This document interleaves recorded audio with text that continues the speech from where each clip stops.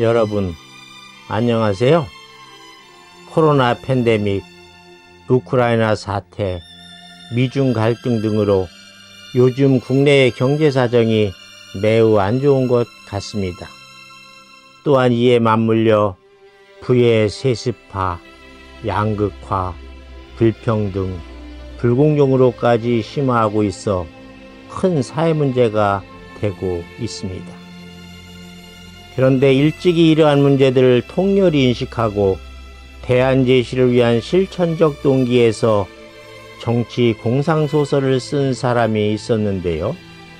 그가 바로 16세기 영국의 대표적 인문주의자이자 정치가였던 토머스 모어입니다. 모어는 잉글랜드의 국왕 헨리 8세의 오랜 친구이자 최측근으로 재무장관, 하원의장, 대법관 겸 상원의장인 상석영 등을 역임했습니다. 하지만 이와 같은 화려한 이력에도 불구하고 모어는 1534년 헨리 8세를 잉글랜드 국회의 수장으로 임명하기 위한 법안, 즉 수장령을 반대함으로써 반역죄로 몰려 단두대에서 참수당하는 비극을 자초하기도 했습니다.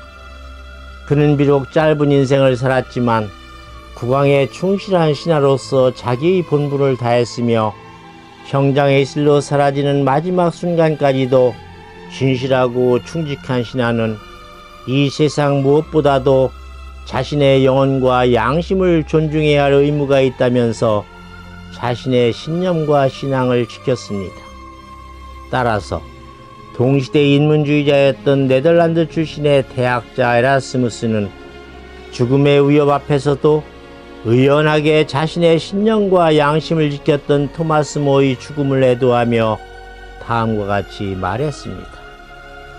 토마스 모어는 눈보다도 순결한 영혼을 가진 사람이었다.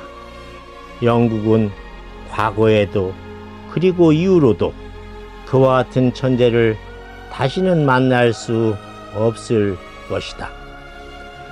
1516년 발표된 정치 공상소설 유토피아는 시대의 문제에 투철했던 토마스 모어의 상상력으로 빚어진 걸작으로 르네상스라는 도도한 변화의 물결이 한창이던 자본주의 초기에 유럽 사회에서 대두된 부조리한 현실을 고발하고 불평등과 양극화를 풍자하며 이상사회를 제시하고 사회변혁을 촉구하며 미래에 대한 새로운 희망과 비전을 제시한 작품입니다. 이 작품은 인간을 궁극적으로 행복하게 하는 진정한 공공성과 정의란 무엇인가에 대한 모어의 깊은 고뇌로부터 시작하여 사유재산 및 화폐제도의 철폐, 공동거주, 공동식사, 공동노동, 덕성함양 등을 지향하면서 정신적 쾌락을 추구하는 새로운 섬, 즉 유토피아라는 이상의 세계로 독자들을 안내합니다. 그리고 이때부터 어디에도 없지만 누구나 꿈꾸는 나라 유토피아는 모든 이들의 이상향, 즉 희망의 상징으로 자리매김했으며 향후 세계사의 흐름마저도 바꾸어 놓았습니다. 모든 사람이 행복하게 살아가는 이상향을 뜻하는 유토피아라는 말은 토머스 모어의 정치 공상소설 유토피아에서 유래하는데, 이 말은 고대 그리스어 없는을 뜻하는 유와 땅 나라를 뜻하는 토포스를 합친 말로 어디에도 존재하지 않는 나라인 동시에 존을 뜻하는 에우와 땅 나라를 뜻하는 토포스를 합친 행복한 나라라는 두 가지 의미를 동시에 지니고 있습니다. 즉 이 세상 그 어디에도 존재하지 않지만 언젠가는 꼭 이루어지기를 바라는 이상의 나라라는 뜻이지요. 서구의 유토피아 전통은 플라톤의 국가론에서 시작하여 토마스 모어의 유토피아를 거쳐 토머스 캠파넬라의 태양의 나라, 프랜시스 베이컨의 새로운 아틀란티스, 에드워드 벨러미의 뒤를 돌아보면서로 이어지고 있습니다. 동아시아에서는 고래로 무릉도원이라는 말이 유토피아와 가장 근접한 의미로 사용되었습니다. 이는 본래 도원경, 도화원, 세외도원 등으로 불렸으며 동진의 시인 도연명의 도화원기에서 유래합니다. 어느 날 무릉에 살던 고기잡이 어부가 강을 거슬러 올라가던 중 복사꽃이 만발한 숲속으로 길을 잘못 들었는데 숲의 끝에 이르러 강물에 수온이 되는 깊은 동굴을 빠져나오자 평화롭고 아름다운 별천지가 펼쳐졌다고 합니다. 그곳에는 끝없이 넓은 땅과 기름진 전답, 풍요로운 마을과 뽕나무, 대나무밭 등 이 세상 그 어디에서도 찾아볼 수 없는 아름답고 풍요로운 환경에서 사람들이 얼굴에 웃음을 가득 머금고 있었습니다. 따라서 무릉도원이란 말은 복사꽃이 피어있는 아름다운 곳, 즉 속세를 떠난 이상향을 의미하는데, 이는 노자의 소국과민, 장자의 무아유지양, 고대 육아의 대동사해 등으로 그 맥이 이어져 내려오고 있습니다. 한편 유토피아의 반대 개념인 디스토피아는 장수를 의미하는 토포스라는 말에 불완전한 상태를 의미하는 디스라는 어두가 붙어 만들어진 용어로 암울한 미래 세계를 의미합니다. 이는 우리가 상상할 수 있는 가장 부정적인 암흑세계의 픽션을 그려냄으로써 기존 현실을 날카롭게 비판하는 문학작품이나 사상 등에 자주 등장합니다.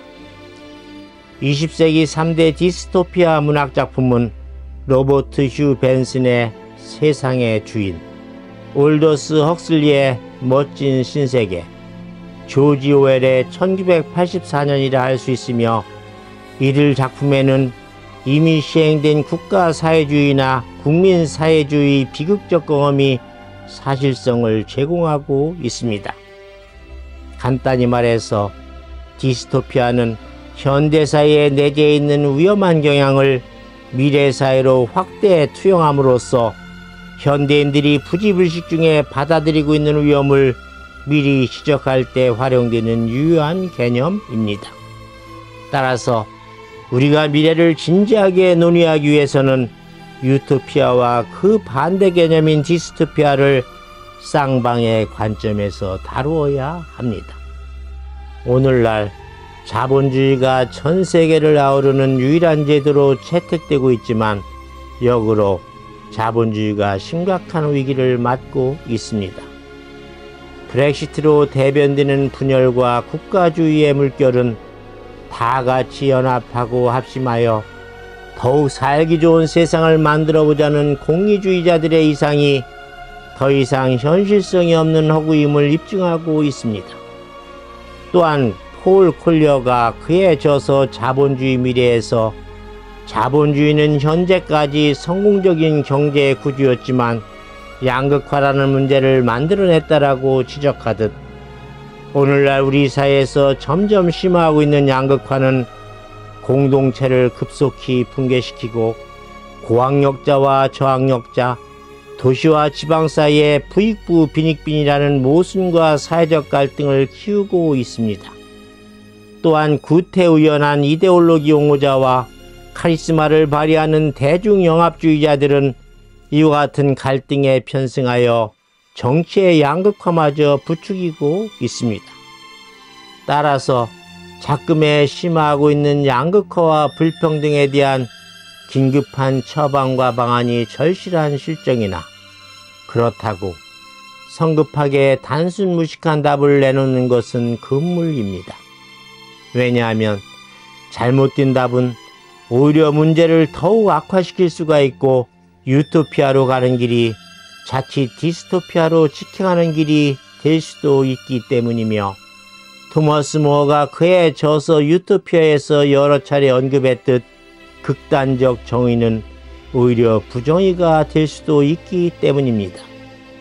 여러분께서도 아시다시피 자본주의의 문제점을 극복하여 모든 사람이 평화롭고 행복하게 살 수 있는 세상을 만들어주겠다던 구소련 스탈린의 전체주의 정권, 크메르 루주의 혁명 캄보디아 정권, 북한의 김정은 정권 등은 토머스 모어가 그의 유토피아에서 구현코자 했던 이상들을 그럴싸하게 포장하여 내세웠으나 결국에는 최악의 디스토피아로 막을 내리고 말았습니다. 왜 그랬을까요? 그것은 아마도 인간의 본성과 욕망에 걸맞은 집권체제가 아니었으며 이들 체제에 편입된 국민이 그들 각자가 원하는 행복을 스스로 찾지 않고 국가에 기대거나 의존한 데서 그 원인을 찾을 수가 있습니다. 삶의 주체가 나 자신이 아닌 국가사회라면 애초부터 유토피아의 꿈은 유언한 것 아닐까요? 돌이켜보면 지난 5년간 우리나라 좌파 정권이 그러했듯 잘못된 유토피아의 꿈은 자칫 디스토피아로 전락할 가능성이 큽니다. 향후 우리나라의 앞날이 유토피아로 끝날 것인가 아니면 디스토피아로 끝날 것인가 하는 것은 현 집권 세력의 국정 철학과 역량 그리고 국민 의식 수준 여하에 달려 있습니다. 그런데 정권이 바뀐 지 어느새 3개월이 지났지만 세상은 여전히 정은이의 노래 안개처럼 안개 속입니다. 나 홀로 걸어가는 안개만이 자욱한 이 거리 그 언젠가 다정했던 그대의 그림자 하나. 햇수로 3년째 이어지는 코로나 팬데믹과 거리두기. 이제는 한몸이 되어버린 마스크. 다시 10만을 훌쩍 넘어서는 일일 확진자. 우울한 날씨에 전해지는 암울한 정치권 이야기. 곤두박질치는 경제, 고금리에 뜀뛰는 물가, 엎친 데에 덮친 격으로 하늘이 찢긴 듯 쏟아붓는 폭우까지 뭐 하나 제대로 된 일이 없는 잿빛 일상을 보면서 넋두리 해봅니다. 지난 좌파 정권이 나 몰라라 저질러 놓은 한계가 모두 거치고 새 정권이 환골탈태와 심기일전의 자세로 제대로 국정에 임해서 우리 국민 모두의 행복이 진정으로 가능할 때는 언제 있는지요. 한일동 교수의 인문학 산책이었습니다. 감사합니다.